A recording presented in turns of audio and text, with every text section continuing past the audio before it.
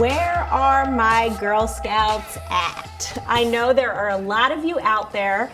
Well, as a kid, so many of us have many memories of earning badges and learning new skills. But wouldn't it be great to have something like that for our daughters that also emphasizes becoming a Christ-following servant leader?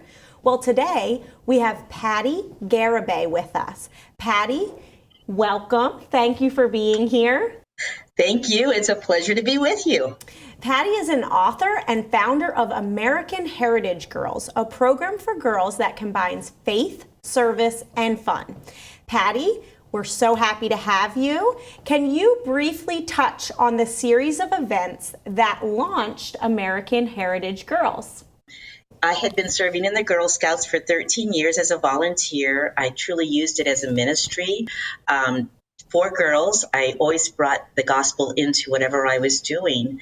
However, in 1993, there was a big change in the Girl Scouts, and one that I couldn't avoid. And that was the fact that they were changing the Girl Scout promise, where no longer was an oath to God necessary. And this oath to God, being a character development program, was really important to me. And of course, being a Christian was even more important.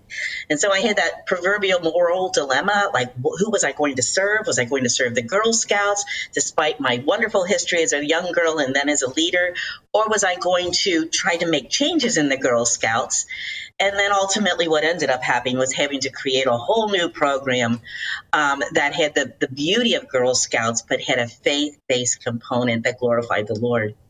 Wow, Yeah, I love that. That is so fun. Can you tell us about your book that highlights your journey with American Heritage Girls? Absolutely. It was not a book I wanted to write. It was a book the Lord told me to write. Wow. Psalm 78:6 was very clear for it needed to be written down so that the future would know. And I knew I had to self-publish because some of the stuff in it is unbelievable what the Girl Scouts were up to. And I didn't want that ever taken away because it's so important for us as parents to understand the choices we are making, even when choosing extracurricular activities. All of this affects our girls' hearts, their minds, and their souls. Yeah. I'd like to touch on that, Patti. Wow. What kind of activities do the girls enjoy? They really, really enjoy being together most of all. That's the number one. We survey every year, and the girls say our friendships are the most important. Imagine that. Every parent wants a tool in their toolbox that allows for like-minded friends to really affect and influence their daughters. I mean, let's face it, the girls are going to be more influenced by their friends at a certain age than they will be by their parents. Right. So that's number one. Number two, they love doing service projects. You know, girls have a great capacity to make a difference. Yeah. And I think so often we have young ones and we say, oh, let them be kids, just let them be kids. But they have something to give. I mean, Jesus knew this about the children.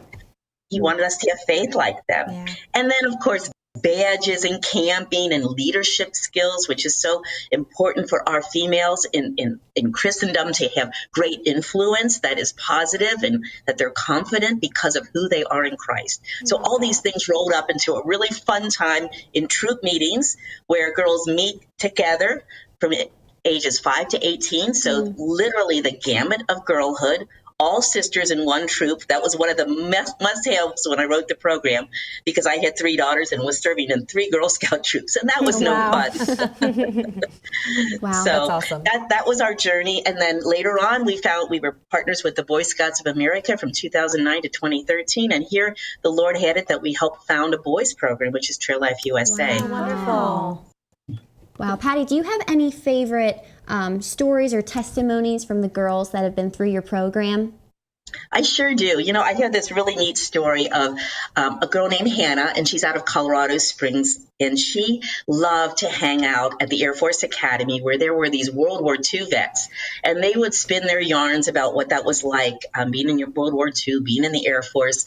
And she was so interested in that she had earned her aviation badge as a girl.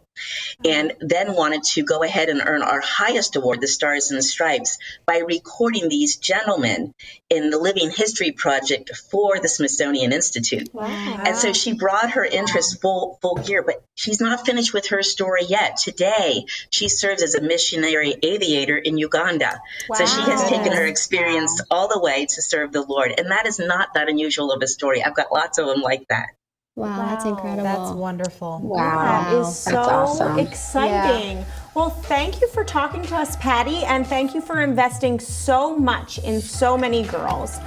Where can people learn more information about your book, Why Curse the Darkness When You Can Light a Candle?